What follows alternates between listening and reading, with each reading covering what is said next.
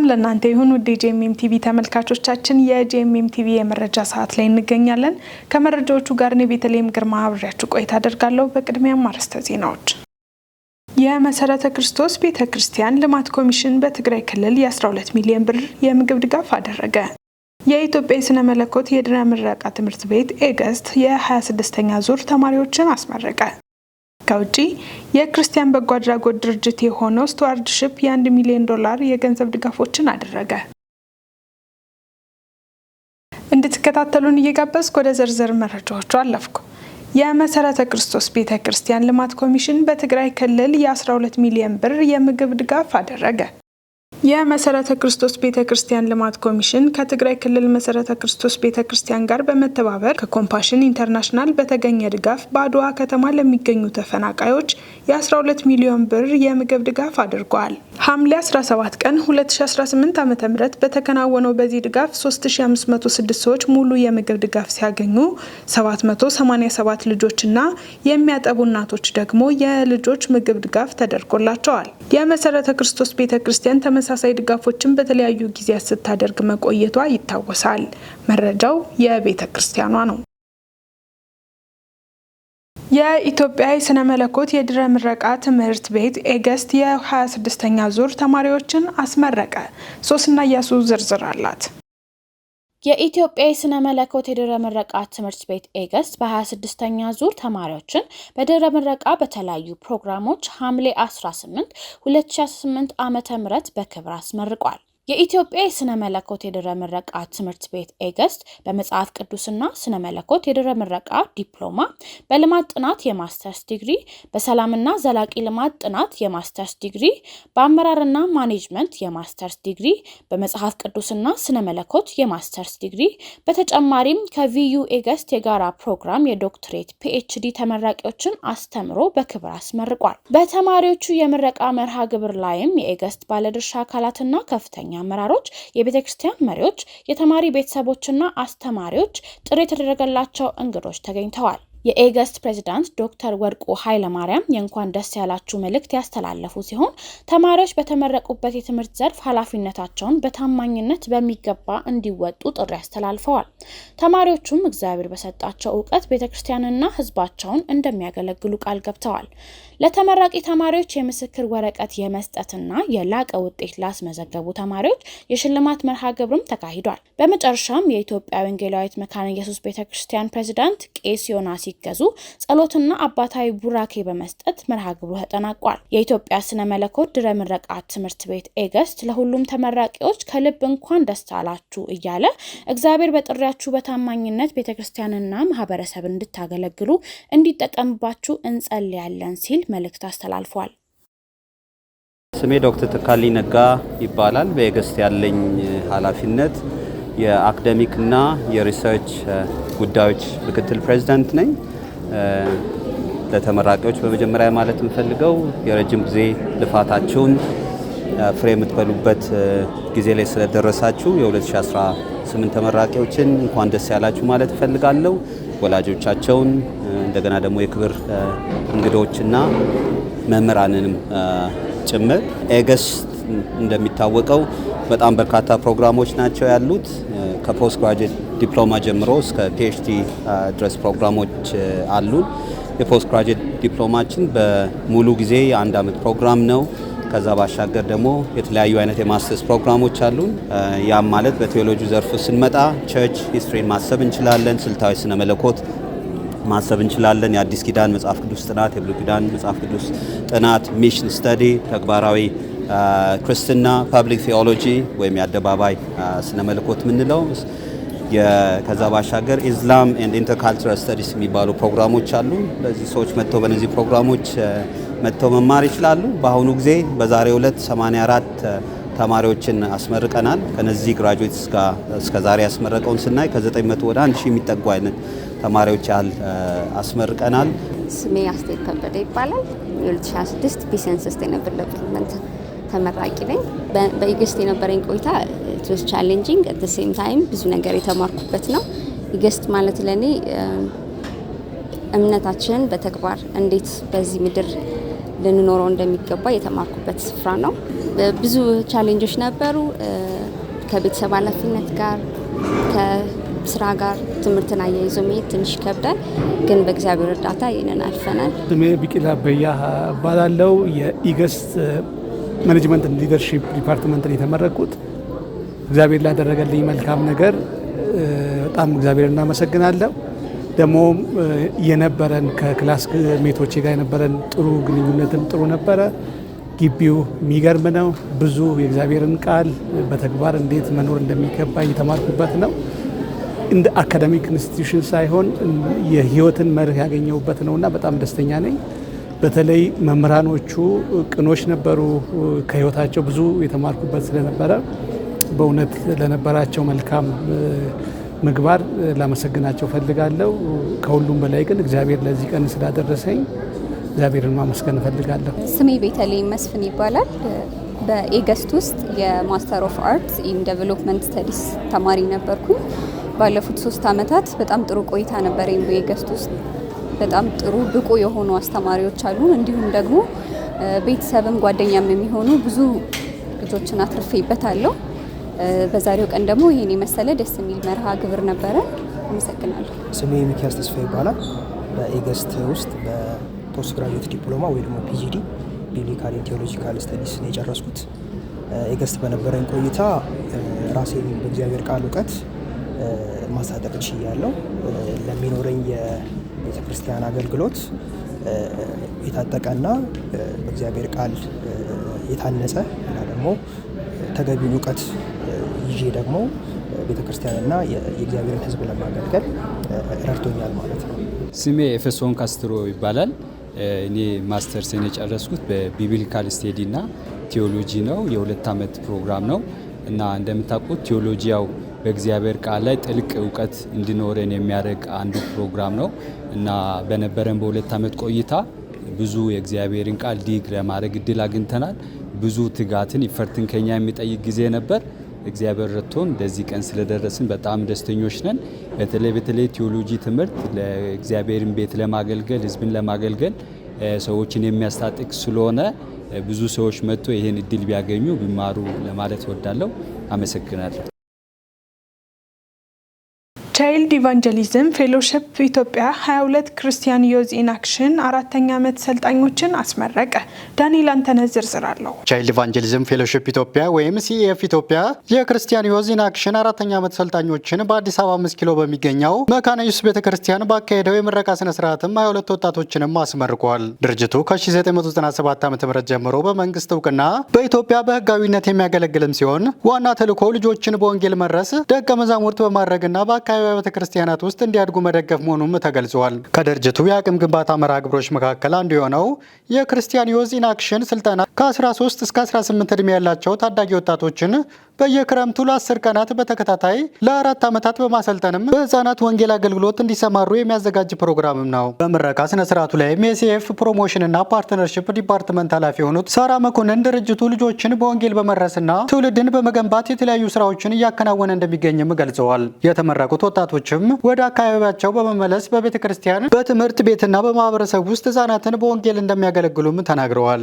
የሲኤፍ የስልጠና ክፍል አስተባባሪ የሆኑት ከጸባዖት ፈለቀ በበኩላቸው ድርጅቱ ከስልጠና ባሻገርም የህፃናት አገልግሎት፣ የመማሪያ መጽሐፍ ዝግጅት፣ የሚዲያ አገልግሎትና የጥናትና ምርምር ስራዎችን በስፋት እያከናወነ እንደሆነም አስታውቀዋል። በዕለቱም ከተመራቂዎች መካከል ያነጋገርነው ከድሬዳዋ የመጣው ኤርሚያስ ትዕግስቱ እንደገለጸውም በፕሮግራሙ ያገኘው ስልጠና በመንፈሳዊ ህይወቱ እንዲያድግና በህፃናት አገልግሎት በብቃት እንዲያገለግል እንደረዳውም ተናግረዋል። ድርጅቱ ከ2026 እስከ 2030 የ5 ዓመት እቅዱንም ያስታወቀም ሲሆን በዚህም 7 ሚሊዮን ልጆችን በወንጌል ለመድረስ 225,000 የልጆች አገልጋዮችን ለማሰልጠን 30 አዳዲስ ቅርንጫፍ ቢሮዎችን ለመክፈት 10 ሚሽነሪዎችን ወደ ውጭ ሀገር ለመላክ እንዲሁም የሚዲያ አገልግሎቱን በማጠናከርም 100% የድርጅቱን ወጪ በሀገር ውስጥ ለመሸፈን ማቀዱንም ገልጸዋል። ቻይልድ ኢቫንጀሊዝም ፌሎሺፕ ልጆችን በወንጌል የሚደርስ የክርስቶስ ደቀ መዝሙር እንዲሆኑ በማድረግ በአንድ በአጥቢያ ቤተክርስቲያን ውስጥ ተተክለው እንዲያድጉ ቤተክርስቲያንን የሚያግዝ ዓለም አቀፋዊ የሆነ ድርጅት ነው ማለት ነው።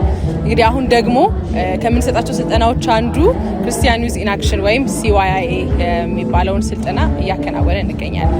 እንግዲህ ክርስቲያን ዩዝ ኢን አክሽን የምንለው በተከታታይ 4 ዓመት ለ10 ቀን ክረምት ወቅት ላይ የሚሰጥ ስልጠና ነውና ይህ ስልጠና እንግዲህ ለ4 ዓመት 10 ቀን ያ ማለት 40 ቀን በሚሰለጥኑበት ጊዜ ሙሉ የሆነ ስልጠናን ያገኛሉ። ያ ማለት ልጆችን እንዴት በወንጌል እንደሚደርሱ የክርስቶስ ደቀ መዝሙር እንዴት እንደሚያደርጉ ይሰለጥናሉ። እንዲሁም ደግሞ በምን አይነት ሜትድ ነው ልጆችን ማስተማር ያለባቸው የሚችሉት የሚለውን ነገር በሚገባ በቂ የሆነ ስልጠና ይወስዳሉ።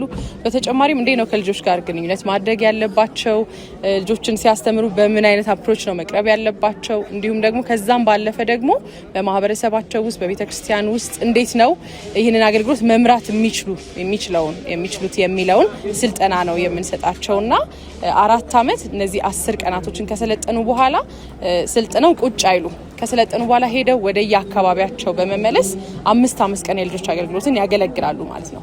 በዛ ደግሞ ብቅ ይሆናሉ። ያ ብቻ አይደለም፣ አመቱን ሙሉ ደግሞ ከቻይልድ ኢቫንጀሊዝም ፌሎሺፕ ጋር እዛ አካባቢ ባሉ የቅርንጫፍ አስተባባሪዎችና አገልጋዮች ታግዘው የልጆች አገልግሎትን እየቀጠሉ እያገለገሉ አመቱን ሙሉ ይቆያሉ ማለት ነው። ስለዚህ 10 ቀን ስልጠና ሰልጥነው ብቻ የሚቆዩበት ሳይሆን ሄደው ወደ አካባቢያቸው ሄደው በአገልግሎት የሚሰማሩበት ስለሆነ ብቁ ይሆናሉ።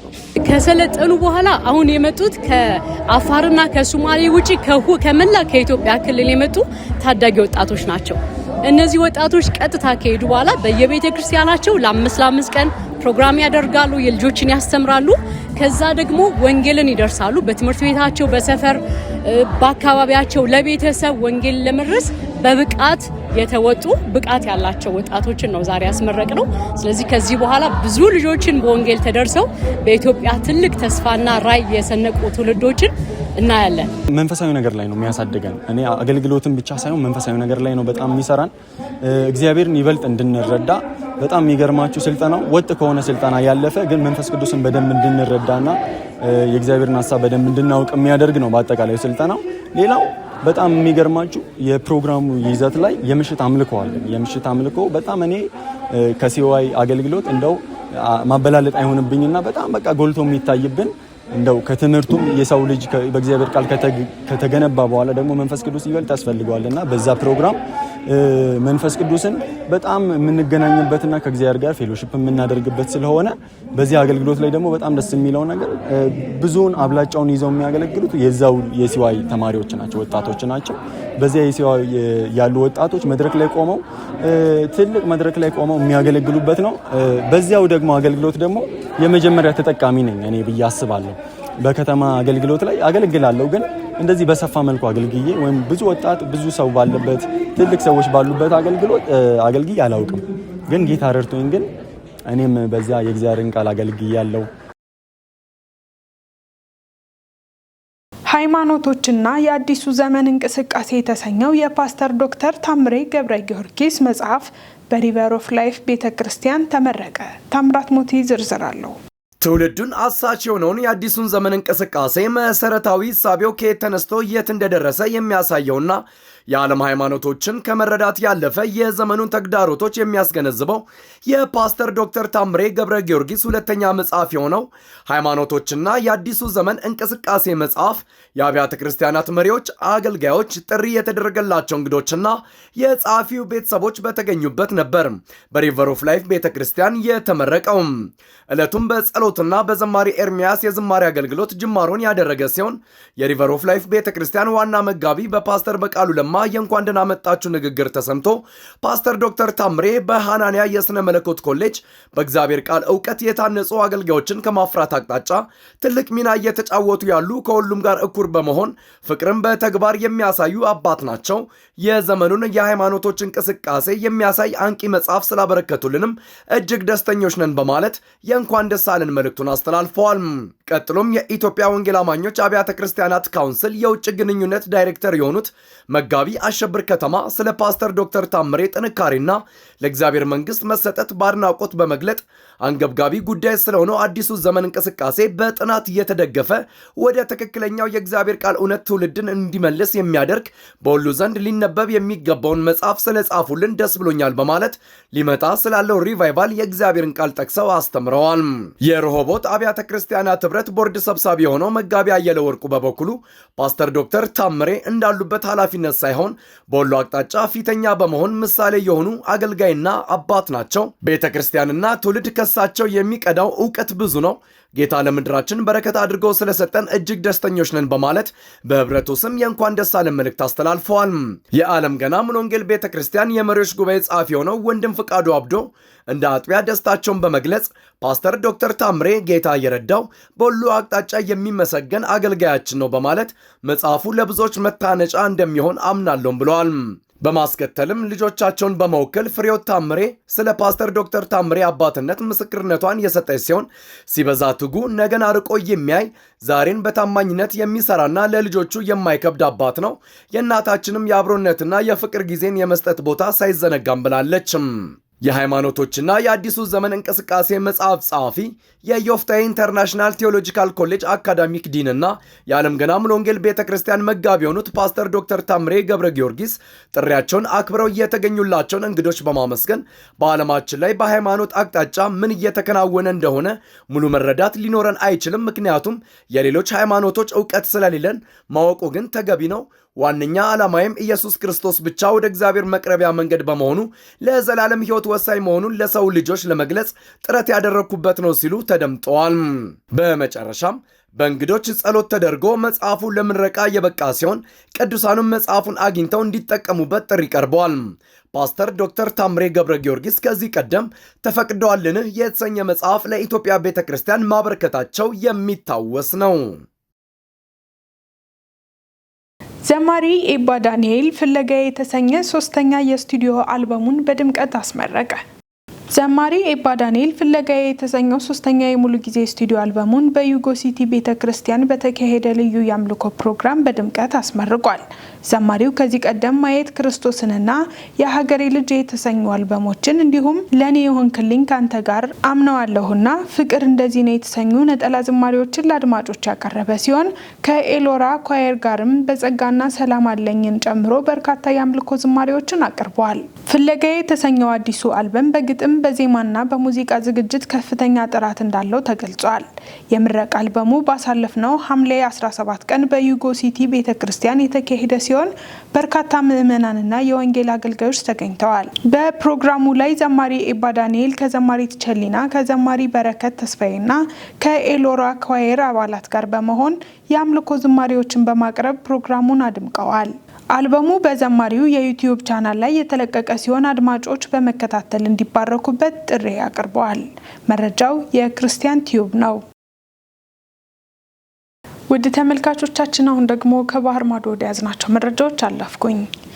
የ2026 ስትራቴጂካዊ ዲጂታል አመራር ጉባኤ በተሳካ ሁኔታ ተጠናቀቀ። በካሜሮን የተካሄደው የ2026 ስትራቴጂካዊ ዲጂታል አመራር ጉባኤ በከፍተኛ ተሳትፎና ውጤታማ ውይይቶች መጠናቀቁ ተገልጿል። ጉባኤው በአፍሪካ ዲጂታል ኮንፈረንስ አዘጋጅነት የተካሄደ ሲሆን ከተለያዩ ዘርፎች የተውጣጡ ተሳታፊዎችን በአንድ ላይ አሰባስበዋል። ቅዳሜ ጁላይ 18 ቀን 2026 በካሜሮን የተካሄደው ስትራቴጂካዊ ዲጂታል አመራር ጉባኤ ስራ ፈጣሪዎችን፣ የንግድ ስራ አስፈጻሚዎችን፣ ባለሙያዎችን፣ ፈጣሪዎችን፣ ተማሪዎችን፣ የመንግስት ያልሆኑ ድርጅቶች መሪዎችንና ሌሎችንም አንድ ላይ በማሰባሰብ በአፍሪካ ዲጂታል ልማት ዙሪያ የጋራ ራዕይ እንዲገነባ አስችሏል። በጉባኤው የስትራቴጂካዊ ዲጂታል አመራር፣ አርቲፊሻል ኢንተለጀንስ፣ ዲጂታል ሽግግር፣ የንግድ ስራ እድገት፣ የምርት ስም ግንባታ፣ ፈጠራና ከፍተኛ አመራር በተመለከቱ ተግባራዊ ስልጠናዎችና ውይይቶች ተካሂደዋል። አዘጋጆቹ፣ ተሳታፊዎች፣ ተናጋሪዎች፣ የፓናል አባላት፣ አጋሮች፣ ስፖንሰሮች፣ በጎ ፈቃደኞችና የአዘጋጅ ቡድኑ አባላት ለጉባኤው ስኬት ላበረከቱት አስተዋጽኦ ልባዊ ምስጋናቸውን ገልጸዋል። በጉባኤው መጨረሻ ለሁሉም ተሳታፊዎች የምስክር ወረቀት የተሰጠ ሲሆን በፈጠራ በአመራርና በንግድ ስራ እድገት ላይ ልዩ አስተዋጽኦ ላበረከቱ ግለሰቦችም እውቅና ተሰጥቷቸዋል። የአፍሪካ ዲጂታል ኮንፈረንስ አዘጋጆች ከካሜሮን ስኬታማ ጉባኤ በኋላ ቀጣዩ መዳረሻቸው ኢትዮጵያ መሆኑን በማስታወቅ በስትራቴጂካዊ ዲጂታል አመራር ዙሪያ የሚደረገው ውይይት በአፍሪካ ሀገራት መቀጠሉን ገልጸዋል። በአፍሪካ ዲጂታል ፈጠራና ሽግግር ላይ ያተኮረው ይህ ጉባኤ በአህጉሪቱ የዲጂታል አመራርን ለማጠናከርና የሀገራትን ትብብር ለማሳደግ ጠቃሚ እርምጃ መሆኑ ተጠቁሟል። ዘገባው የአፍሪካን ዲጂታል ኮንፈረንስ ነው። በመጨረሻም የክርስቲያን በጎ አድራጎት ድርጅት የሆነው ስቱዋርድሺፕ ከ1 ሚሊዮን በላይ የገንዘብ ድጋፎችን አደረገ። የአብስራ ሳሙኤል ዝርዝሩን ታቀርበዋለች።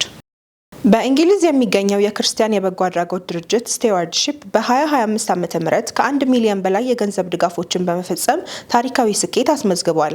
ከአብያተ ክርስቲያናት ከበጎ አድራጎት ድርጅቶችና ከግለሰቦች የሚሰበሰቡ ልገሳዎችን የሚያስተዳድረው ስቴዋርድሺፕ በ2025 ዓመታዊ ሪፖርቱ 134 ሚሊዮን ፓውንድ ለ12000 የሚደርሱ አብያተ ክርስቲያናት የበጎ አድራጎት ድርጅቶችና የክርስቲያን አጋሮች መለገሱን ገልጿል። ይህ የድጋፍ መጠን በእንግሊዝ በዶነር አድቫይዝድ ፈንድ DAF አማካኝ ከሚታየው በ68 በመቶ ከፍ ያለ መሆኑም ሪፖርቱ ያሳያል። በተጨማሪም ድርጅቱ በ2025 በአጠቃላይ 161 ሚሊዮን ፓውንድ የልገሳ ገቢ ማሰባሰቡንም ገልጿል። ከዚህ ውስጥ 32 ሚሊዮን ፓውንድ የሆነ አንድ ጊዜ የተሰጠ ትልቅ ልገሳ ይገኝበታል። የስቴዋርድሺፕ ዋና ስራ አስፈጻሚ ጃኒ ኦሊቨር በአሁኑ ወቅት ብዙ አብያተ ክርስቲያናትና የበጎ አድራጎት ድርጅቶች ፈታኝ ሁኔታዎችን እየተጋፈጡ ቢሆንም የለጋሾች ታማኝነትና ቁርጠኝነት ብዙ ህይወቶችን እየለወጠ መሆኑን ገልጸዋል። እንደ ሪፖርቱ ገለጻ በየዓመቱ በጾም ወቅት የሚካሄደው 40 አክትስ የልግስና ዘመቻም ከ43000 በላይ ተሳታፊዎችን በማሳተፍ 300000 ፓውንድ ገቢ አሰባስቧል።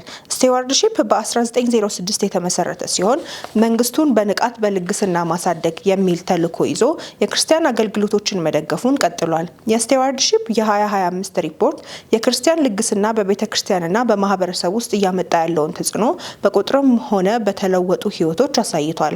ዘገባው የክርስቲያን ፕሪሚየር ኒውስ ነው። የተወደዳችሁ ተመልካቾቻችን የዕለቱ መረጃዎች ከማጠናቀቃችን በፊት አርዕስተ ዜናዎችን ላስታውሳችሁ። የመሰረተ ክርስቶስ ቤተክርስቲያን ልማት ኮሚሽን በትግራይ ክልል የ12 ሚሊዮን ብር የምግብ ድጋፍ አደረገ።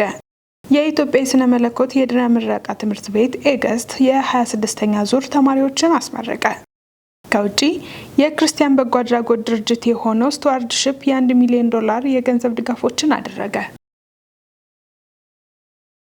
ውድ የጄኤምኤም ቲቪ ተመልካቾቻችን የዕለቱ መረጃዎች እነዚህን ይመስሉ ነበር። መረጃዎቹን ወደ እናንተ ያደረስኩት እኔ ቤተልሔም ግርማ ነበርኩ። መረጃዎቹን ያዘጋጁት ዳንኤል አንተነህ፣ ነጻነቱ አቁማና የአብስራ ሳሙኤል በጋራ በመሆን ነበር። ከቀሪ የጄኤምኤም ዝግጅቶች ጋር መልካም ጊዜን ተመኘው።